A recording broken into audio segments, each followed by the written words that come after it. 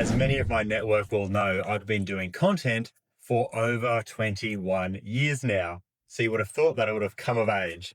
But the honest confession I want to make to you today is that I've actually been a little bit embarrassed about some of the content I've done in the last 12 to 18 months, as AI has had its impact on the world.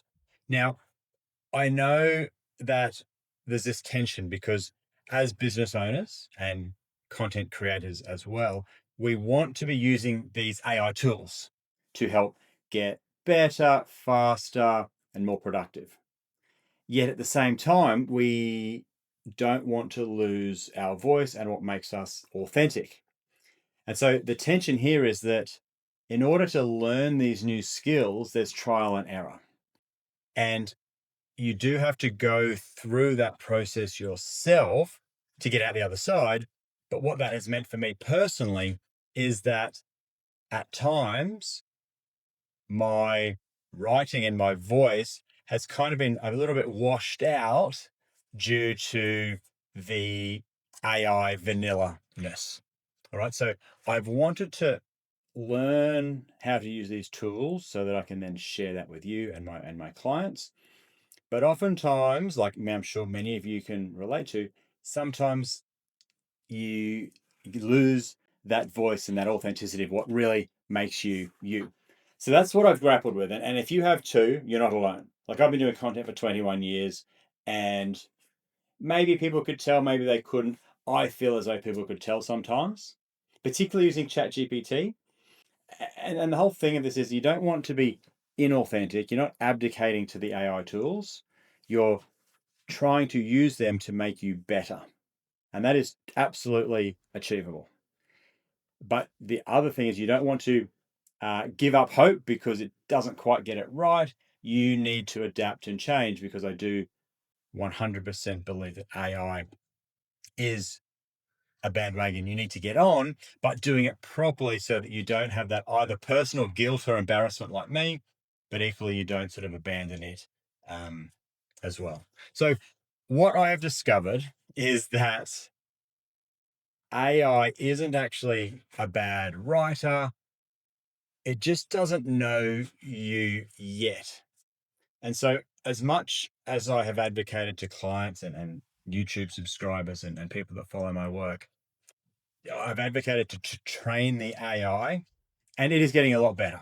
Claude is light years, I believe, ahead of how Claude can. Sorry, Claude is way ahead of ChatGPT in terms of how much it can remember about you and apply that. So I never want to see people abdicating to AI entirely and say, hey, write me this article. It should still come your input as the starting point. Like it might give topics, but I do still believe that you need to have your own personal input. And then AI can help massage that. But anyway, that's the technical stuff for another day.